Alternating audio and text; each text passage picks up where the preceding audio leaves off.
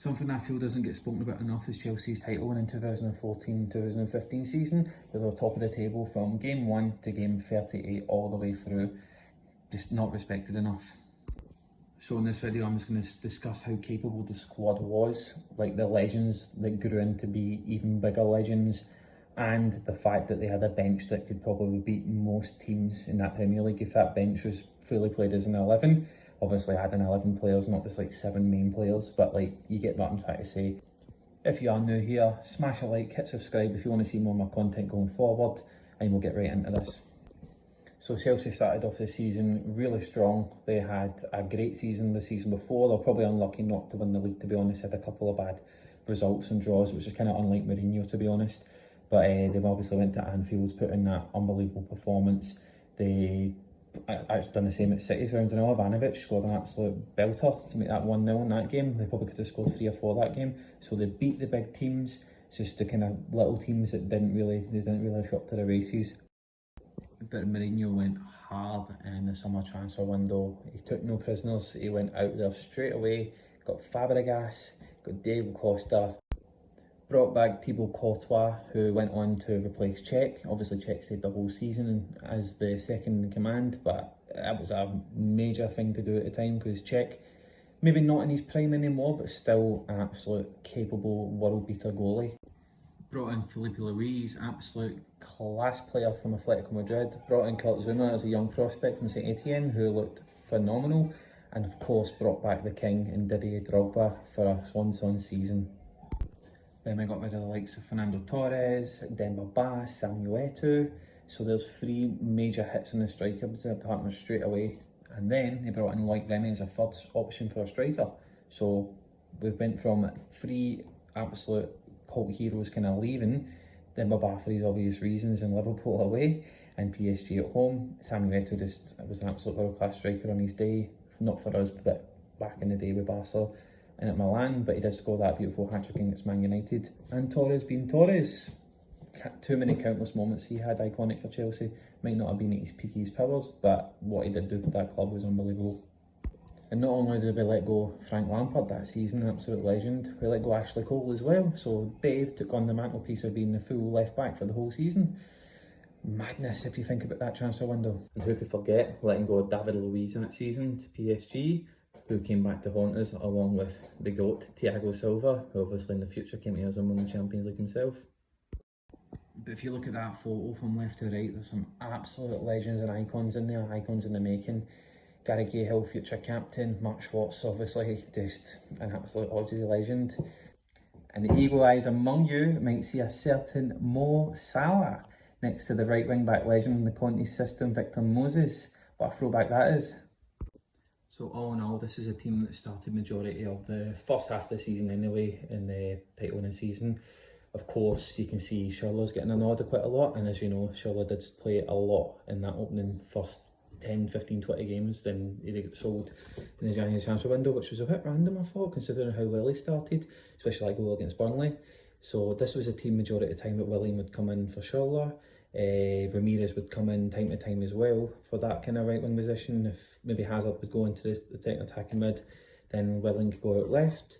Mikel would come in, obviously he was always his last 20-minute man, and Filipe Luis would sometimes come in left back, and Azpilicueta would go to right back if Ivanovic was either going to go centre half or have a break. Cech wouldn't really start unless it was a kind of cup games, to be honest, or the Champions League. But all in all, this was the team that majority of the time played in the league, the opening 10, 15, 20 games of that Premier League season. We always had a star-studded bench. As mentioned before, Mikel was a 20-minute man. He would always come in with winning 1-0, 2-0 just to close that game up nice and tidily. Then of course it would either be William or Schürrle coming on. William would to be a bit more of a trickster, just kind of get the ball at the wing, drive low, just do what he needed to do. Where Schürrle was a bit more, you really needed a goal, get this boy on the pitch, and he did. He done it countless things for Chelsea, to be honest. Then when called upon, we'd always bring on the king, old Didier. He would come on, didn't score too many that season, but they started quite a few games, especially when he had some injuries and suspensions, because Diego Costa just had an absolute flyer that season. But Didier did have his place in that squad. Like Remy as well. Like Remy scored some really important goals. It's a shame he got injured when he did. He got injured quite a few times, and Didier played a lot more than expected. But Remy was just such a baller, to be honest. Then players like Felipe Luis would come in. As I said, as Blackwood, I got the game majority of the time. He overtook Cole's mantelpiece, how well he done in the season before as Cole's understudy, and then became probably a different type of player Ashley Cole was, but an amazing left back and servant for the club. Kurt Zouma came on quite a few times, and then he actually started getting a game and holding midfield in that second half of that season, especially in the cup run when we went on to win the, was it Capital One Cup against Spurs? Yeah, we did. We beat them 2-0. Petr Cech, of course, as mentioned, the absolute legend. It's a shame that Courtois came in and done absolutely amazing because Cech was still ready to play, and I think Mourinho did feel bad about that, but Mourinho is a serial winner, so we can understand why that happened. As mentioned, Ramirez, absolute cult hero, things he done for Chelsea. He played everywhere on the pitch, to be honest, a bit like a modern day Kante, just maybe not as industrious as Kante was, but he could slot in anywhere with Ramirez and do an absolute job. Technically just so gifted, even though he looked clumsy at times, he was different gravy, that boy. Also, a mad major throwback signing, all the OGs remember this one, Juan Cuadrado. He came in, I think he played like 12 games, done hee-haw, so he used to come off the bench, got the odd start here and there, but obviously had a really good career at Juventus, but just didn't hit the ground running with Chelsea at all, couldn't get into the stride of it. And it was good to see the likes of Nathan Ake and Ruben Loftus-Cheek get their game every so often. Loftus-Cheek, especially in Champions League, he pulled up a lot of trees. It's a shame his career just did not work out the way it should have at Chelsea, but all in all, yeah, they did have a great career with us. Was here for so many managers, and yeah, we just wanted him to do a little bit more, but absolute Rolls Royce of a player. So this season started with a 3-1 win away at Burnley, where several players like Costa and Fàbregas were making their debut. And yeah, we went 1-0 down. Scotty Arfield, Rangers legend of all people, scoring the opening goal of the game, and then Diego Costa with his debut goal, and then the second goal, oh my god, probably the best Premier League assist you'll ever see in your life, and then Ivanovic getting on the score sheet with 2 assists for Fab.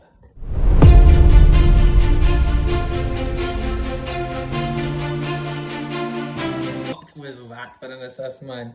Wow, Fab, man, what a player, what a baller, what a goal.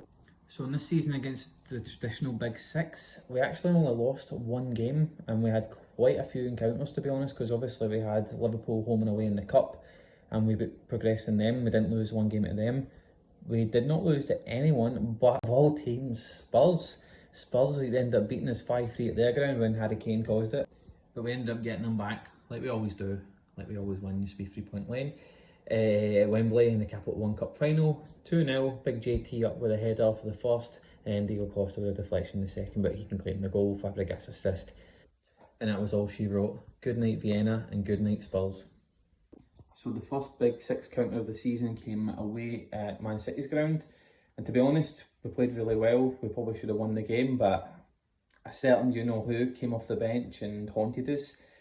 And you know what, fair play, he didn't really obviously want to celebrate. The fans on our end really complimented him well after the game. You just watch and see.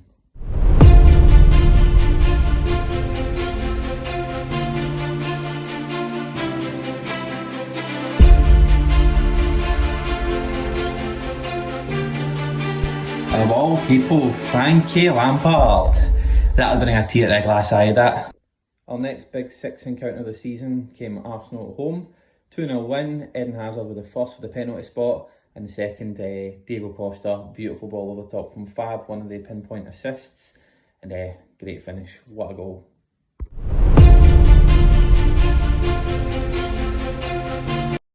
Just an absolute brute of a bloke, could score from anywhere, what a player Diego was.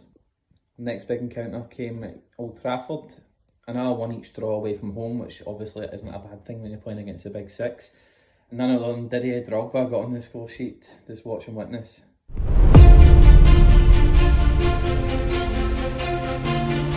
Classic Drog finish, wasn't it? Up like a salmon, bang, back of the net. Our next big encounter with a Big Six opponent was Liverpool, and as you can see, and as I've already discussed previously, we played them 4 times that season and we didn't lose any of the games. We went through in the Capital One Cup and ended up going to the final and winning that obviously against Spurs. And yeah, we won at Anfield as well. Unbelievable game. That was just such a tight, close end-to-end game. but my pick of the bunch was Costa's goal from the work that Dave done in the left wing.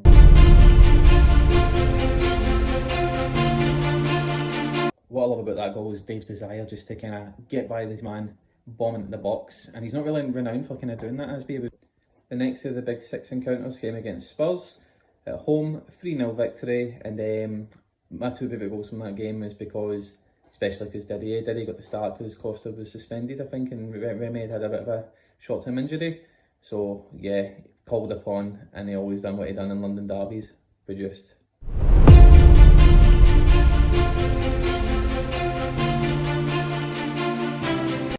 What more can you say? It's pure nostalgia. Watching Hazard spinning, getting behind, then low drill left foot finish, and then Drogba doing what he does best and the big knee slides. It's just pure nostalgia. Okay, so our last game of the season came against Sunderland. We've got a history of beating Sunderland last time of the season to win titles. So for this game, it was a 3-1 win. Costa getting on the act and Remy with 2 goals. But the big moment happened when Drogba came off early in the first half. Unfortunately, just before the penalty, because it'd been nice of him to take that to kind of sign off with a goal to leave.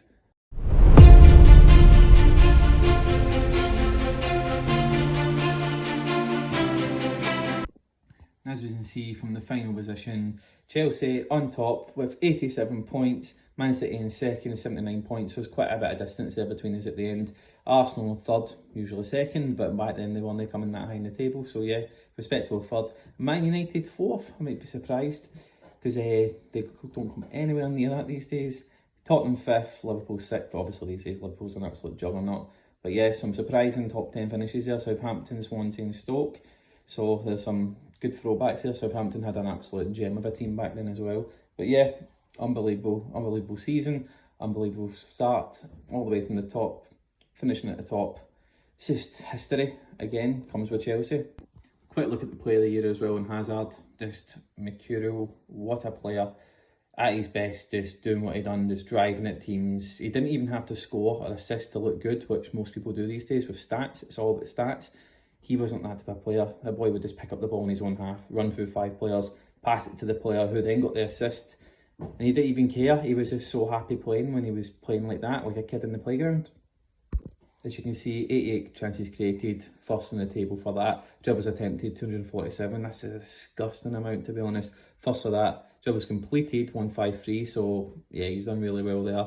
First for that. Duels won, kicked about the place, felt like Grealish these days, and fouls won. First for all that. That just shows how man-marked he was and how much of a target he was for teams. And he's still done the business. Just look at his accolades there as well. Player of the year, young player of the year, and 2 different leagues, balling at the top of the Prem. He's only 24 here as well. Oh my God, what a player. Just love watching him play football. He was just streets above everybody, to be honest, in that league. Then Captain Fantastic got written off by Rafa, hardly even played him. Mourinho phoned him when he was on the beach and he said straight to him, right, I'm coming back, I need you ready. Put the drink down, got back to the fitness levels that he once was, and at 34-year-old to have the season that he did not miss a minute of the whole Premier League season, came up with a good few goals as well. He just showed how good he was and how much above everybody else that he was. IQ was just second to none. His football brain was just streets above everybody. He's like Thiago Silva when he came to the league. So yeah, 34 years old to do what he done, playing every minute, every game of that season was just unheard of. So that comes to the end of our trip down memory lane for an absolute fantastic season for the boys in blue. If you like seeing more of this content, I'm going to be adding more and more over time. Remember, hit like, smash the subscribe button, and you'll see a lot more coming down, especially from Chelsea memories. I'm going to leave you all on a high, watching boys in blue lift that trophy for the 5th time in the Premier League.